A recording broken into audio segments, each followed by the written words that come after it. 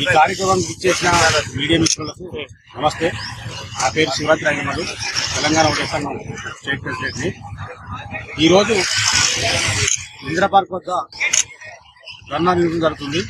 ఈ ధర్నా యొక్క ముఖ్య ఉద్దేశం రాష్ట్ర కాంగ్రెస్ పార్టీ ప్రభుత్వం వడ్డెరకుల అభివృద్ధి కోసం వడ్డెర కార్పొరేషన్ ఏర్పాటు చేసి చైర్మన్ ప్రకటించింది. ఎవరైతే చైర్మన్ ప్రకటించారో ఇండియా నెహ్రూ గారు గతంలో వడ్డెర కులానికి చేసింది ఏం లేదు.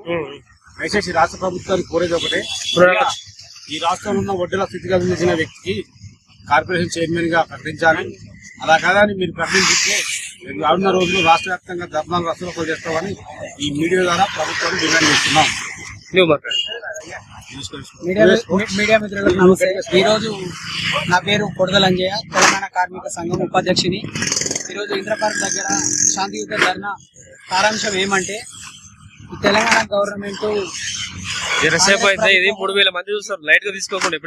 తెలంగాణ గవర్నమెంట్ సోషల్ మీడియా ఈ రోజు కార్పొరేషన్ చైర్మన్ ను నియమించింది.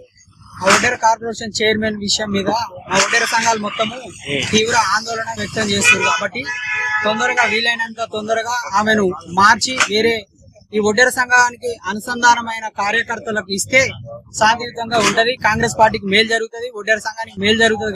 కాబట్టి ఖచ్చితంగా ఈ నిర్ణయం ఈ తెలంగాణ గవర్నమెంట్ తీసుకోవాలని సవినయంగా కోరుకుంటున్నాం. జై